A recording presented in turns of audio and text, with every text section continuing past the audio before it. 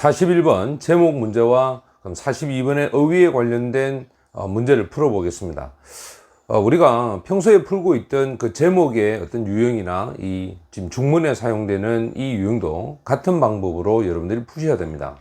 일단 1번을 먼저 보면 이 노란색 부분들이 전부 다 이 글의 화제가 되고, 그 다음 파란색 부분이 핵심어가 됩니다.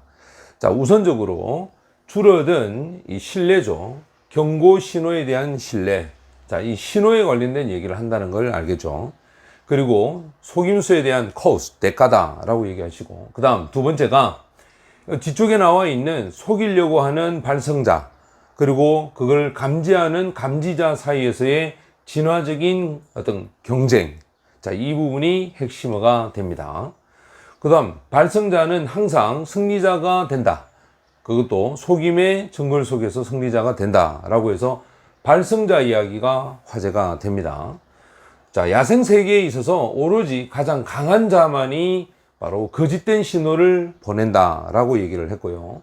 그리고 현재 진행되고 있는 군비 경쟁, 즉 자연에서의 군비 경쟁이 이주의 주된 원인이 되고 있다라고 얘기를 했습니다. 일단 여러분들이 반드시 선택지에 나오는 제목의 화제와 핵심어를 구별한 다음에 이제 본문의 내용을 읽게 되는데, 이 본문의 내용에서는 단락이 두 개로 구성이 되어 있습니다. 그래서 처음 나오는 단락은 화제를 제시하고 두 번째 나오는 단락에서 핵심어를 제시하기 때문에 실제로는 두 번째 단락이 더 중요하다라고 볼 수가 있겠죠. 물론 어휘 문제도 대부분 두 번째 단락의 내용에 정답이 많이 출제가 됩니다. 자, 이제 우리가 본문의 내용을 한번 읽어보겠습니다. 첫 번째 나오는 본문의 내용을 먼저 읽고 그 다음 두 번째 내용으로 가겠습니다. 첫 번째는 이 진화에 관련된 생물학자인 리차드 더킨스와 그리고 동물학자인 존 크랩스, 이 두 사람이 지금은 고전이 되어버린 1979년의 논문이죠. 그 논문에서 포인트 아웃이라는 말은 지적을 합니다. 바로 이렇게 속임수에 대한 신호에 관련된 얘기입니다. 얘가 주어니까 그 자체가 바로 진화에 있어서의 어떠한 적응이 된다라고 얘기를 했고, 그것은 하나의 특징입니다. 자, 이 특징은 발전해 왔다. 우리의 가장 빠른 초기 동물 선조들한테 발전을 하게 되어서 무엇을 얻게 됐냐면 바로 생존에 대한 번식, 그죠? 이 번식에 관련된 이점을 갖게 되었다라고 얘기를 합니다. 그렇다면 이 글은 바로 진화에 관련된 어떠한 적응에 관련된 이야기를 이 사람이 하겠다라고 하는 이야기입니다. 자, 생각을 한번 해보자. 어떻게 해서 이 적대적인 이 포유류죠. 매멀라니안, 즉 포유류와 그 다음 조류죠. 에비안. 이 조비에 대한 조류들의 어떤 이 보컬리제이션은 발성입니다. 발성. 이 발성이 만들어졌을까? 어디를 기반으로 했냐면 이 크기가 버플링이라고 하는 표현은 굉장히 허세를 떠는 겁니다. 굉장히 낮은 그런 음과 또 시끄러운 어르렁거리는 소리. 자, 이걸 통해서 크기에 대한 어떤 허세를 바탕으로 이렇게 만들어졌는지 한번 생각을 해보자 라고 얘기했죠. 그게 바로 뭐냐면 바로 속이려고 하는 정직하지 못한 신호를 얘기합니다.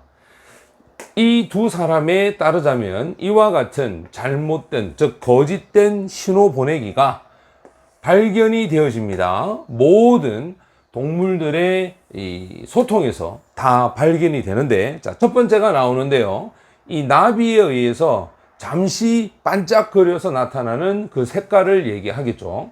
그 다음 두 번째가 콜즈입니다. 바로 울음소리죠. 누구? 귀뚜라미, 크리켓, 즉 귀뚜라미의 울음소리나, 그 다음에 퍼버너스라고 해서 세 번째가 자 배출이 됩니다. 이 나방과 개미에 의해서 배출되는 거. 그 다음 네 번째가 바로 바디, 즉 도마뱀의 그 몸에 대한 어떤 자세들. 그리고 이제 마지막 우리의 이 청각적인 신호들. 자, 이러한 것들이 바로 동물들의 소통에 관련된 형태를 예를 들고 있죠. 자, 이 형태에서 이 거짓된 신호가 발견이 되기도 합니다. 자, 지금 여기 보면 자연이 굉장히 속임수를 잘 쓴다라는 얘기를 합니다. 자연은 속임수를 쓰고 있고 이 생명체들이 결국은 그들이 할 수 있는 일을 다 한다는 겁니다. 자, 보세요. 그들이 할 수 있는 일을 다 하는데, 왜냐면 죽지 않기 위해서 한다는 겁니다. 그것도 적어도 언제까지 하느냐? 바로 그들이 성공할 때까지 바로 이 자신들이 할 수 있는 일을 다 한다는 얘기를 하는 거죠.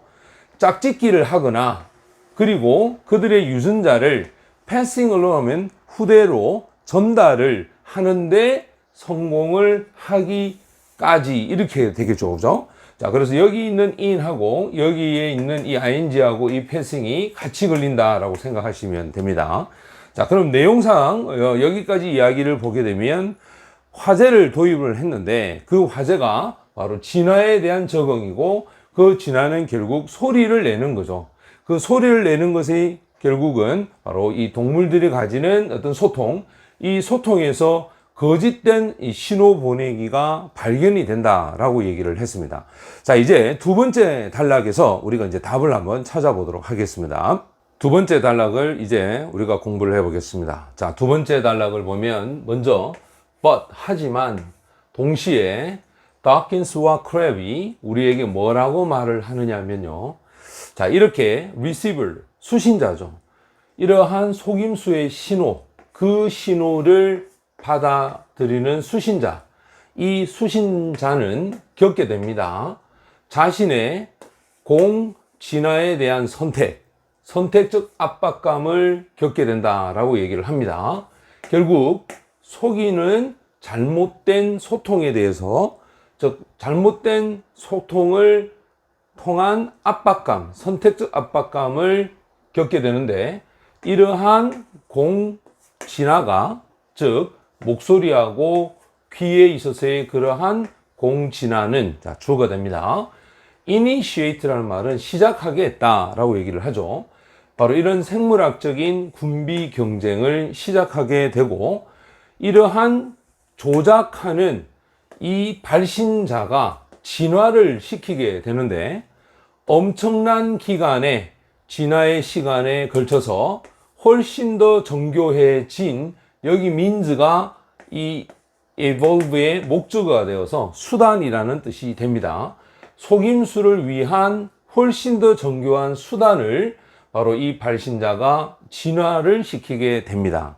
근데 그 방법이 어떤 거냐? 자, by the ing는 방법이 되는데, abandon 하면 포기하는 거죠. 그런데 위에서 뭐라고 했냐면, 이러한 군비 경쟁을 시작하고 이러한 수단을 진화시킨 것은 포기하는 것이 아니라 오히려 acquire라고 해서, 자, 획득하다, 얻다라는 뜻이 되겠죠. 훨씬 더 큰 이런 신경학적인 통제, 이 통제를 얻음으로써 군비 경쟁도 가능하고 또 수단도 진화를 시킬 수가 있겠죠. 결국은 이러한 이 발성에 대한 어떤 기관들, 이 기관들에 대한 신경학적 통제를 하겠다라는 뜻을 얘기를 합니다. 한편으로는 이 수신자가 자신의 이런 생존에 관련된 그러한 문제, 이 문제를 가지고 있는 이 수신자는 더 잘 하겠죠. 바로 선별해내는 일을 더 잘 할 겁니다. 이런 특징적인 어떤 혼합, 즉 음색, 그 다음 리듬, 음조, 음양, 이러한 것들에 대한 혼합을 잘 구별해 내겠죠. 특히 이것은 어떤 것을 표시하게 하냐면, 바로 이러한 발신자를 바로 deceiver, 속임수, 즉 속이는 자로서 나타내 줄 수 있는 이 네 가지에 해당하는 것을 구별해내는 영역을 훨씬 더 이 수신자가 잘 하게 된다라고 얘기를 합니다.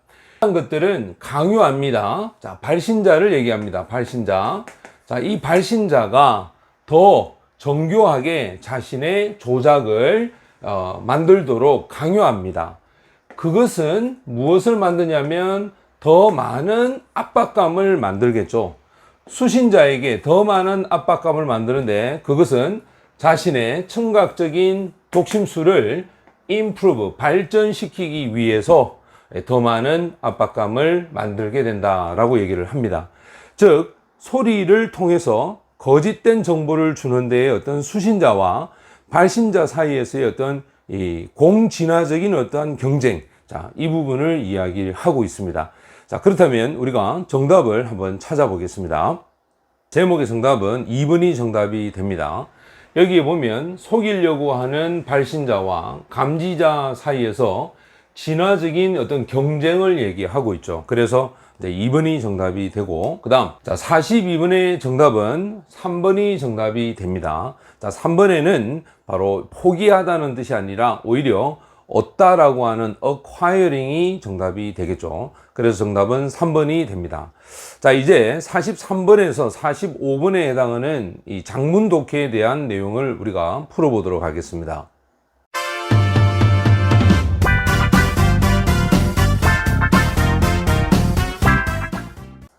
장문 독해에 있어서 제일 중요한 것은 45번에 있는 이 내용 불일치에 관련 내용을 푸는 겁니다. 우선적으로 여러분들이 5번에 있는 이 일부러 두 손으로 벽돌을 옮겼다. 수적 개념이 나오면 바로 여기가 힌트가 되겠죠. 그 다음 4번에 남자가 식당 주인을 찾았다. 그 다음 3번은 제임스에게 $50를 주었다. 역시 수적 개념을 사용합니다. 그 다음 왼손으로 벽돌을 옮겼다. 자, 특정한 손의 위치를 묻고 있죠. 그 다음 1번에도 마찬가지입니다. 제임스의 오른쪽 팔이 부러졌다. 자, 여러분들 항상 이 45번도 우리가 내용 일치 문제와 같은 방식으로 풀어야 됩니다. 특히 이 5, 4, 3 해서 거꾸로 하나하나씩 특정한 단어를 찾아서 정답을 찾는 연습을 해야 여러분들이 빠른 시간 안에 정확한 답을 찾을 수가 있습니다. 자, 그러면 우리가 D 내용을 먼저 통해서 5번과 4번을 찾아보도록 하겠습니다. 자, 45번 문제에 5번에 나오는 내용을 토대로 보면 여기서는 오로지 한 손으로, 맞죠?